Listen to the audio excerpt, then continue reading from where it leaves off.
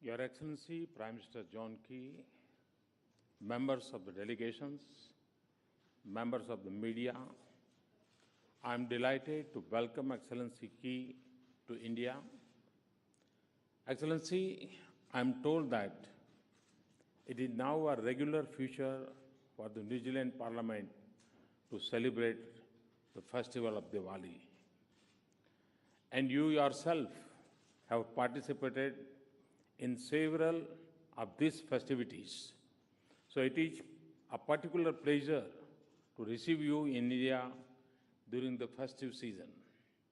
Friends, Prime Minister Key and I have met several times on the sidelines of multilateral summits. And today, it is an honor for us to welcome Excellency Key in India on a bilateral visit. In a little while from now, our cricket teams will take the field in Ranchi for the 4th One-Day International. In many ways, some of the cricketing terminology reflects progress in our bilateral linkages. In our ties, we have moved from fielding at long off to taking a fresh guard at the batting pitch. Defensive play has given way to aggressive batting. Friends, Prime Minister Key and I had detailed and productive discussions on all aspects of our bilateral engagement and multilateral cooperation. Trade and investment ties have been one of the key areas of our conversation. We both recognize the need for greater economic engagement in order to effectively respond to the growing uncertainties in global economy, and agreed that expanding business and commercial ties should continue to be one of the priority items of our partnership. I'm sure that the large business delegation accompanying Prime Minister Key will not only witness firsthand the investment opportunities on offer in India's growth story.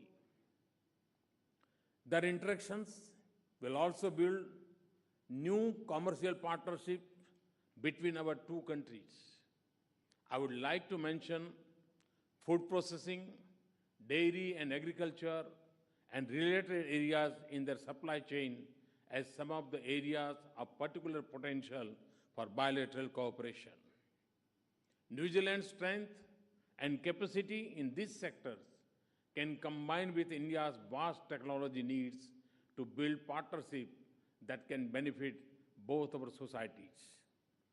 We also agreed that action by both governments should also promote greater business connectivity, including through movement of skilled professionals between our two economies and societies. In this regard, we have agreed to continue to work closely towards an early conclusion of a balanced and mutually beneficial comprehensive economic cooperation agreement. Friends, alongside extensive bilateral engagement, our close cooperation also extended to the global arena.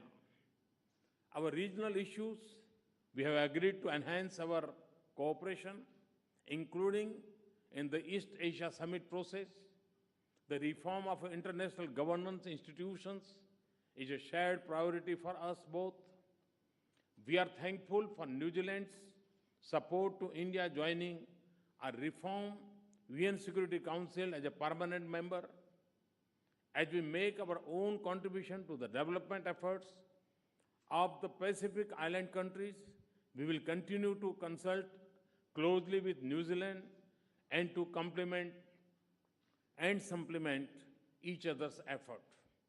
I am also thankful to Prime Minister Key for New Zealand's constructive approach to the consideration of India's membership of the Nuclear Supply Group. Friends, terrorism remains one of the greatest challenges to global peace and security.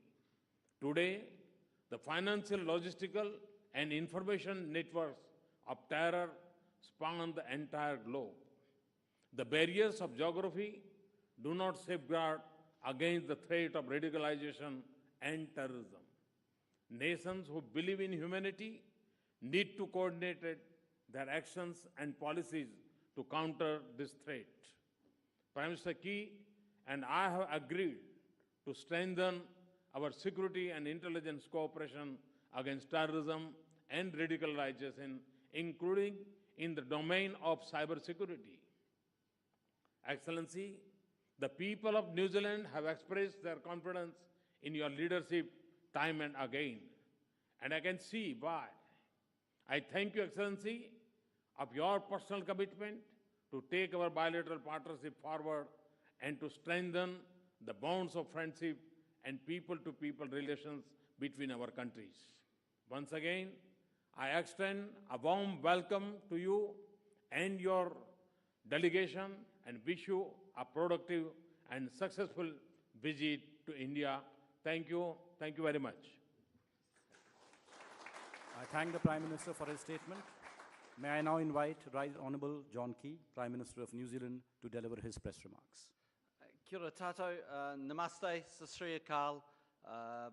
Prime Minister, can I thank you for the invitation to be here in India. This is my second visit as Prime Minister, the last one which took place in 2011. So it's great to be back in the last 5-year period. Of course, India has undergone tremendous change and growth and development.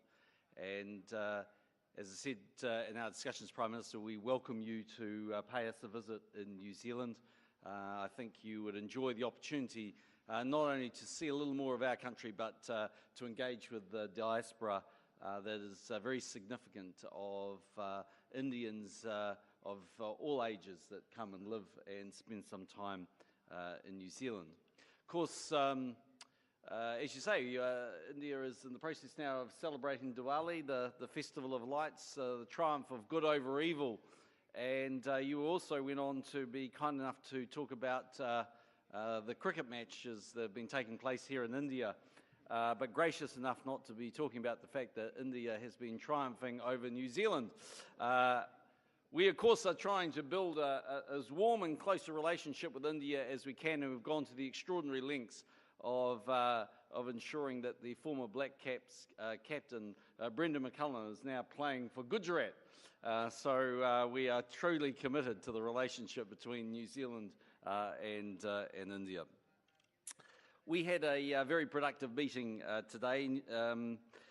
New Zealand and India already share a strong and growing relationship which we believe can go from strength to strength. Today, the Prime Minister and I discussed a range of new initiatives which will help in this regard.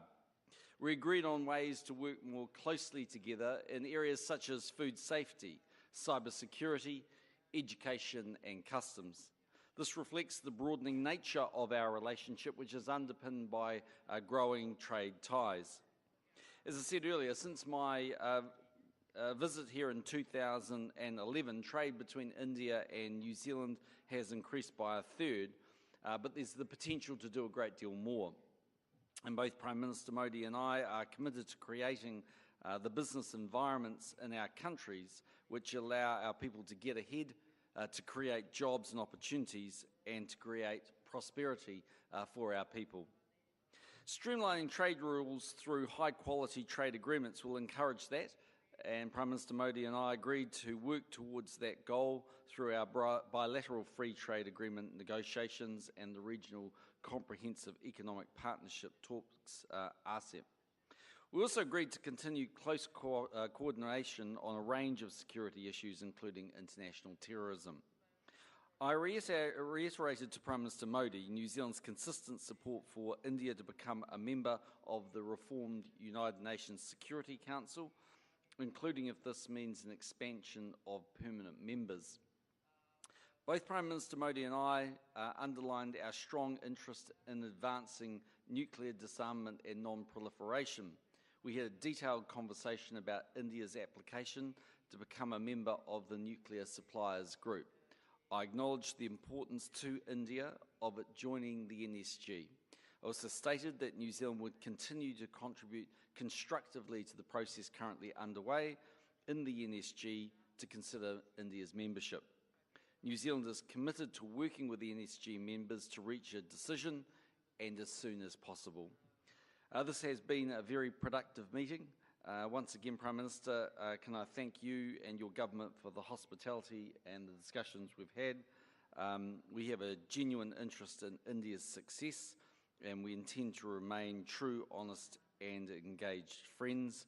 And can we congratulate you on all that you've achieved in your time as Prime Minister. I thank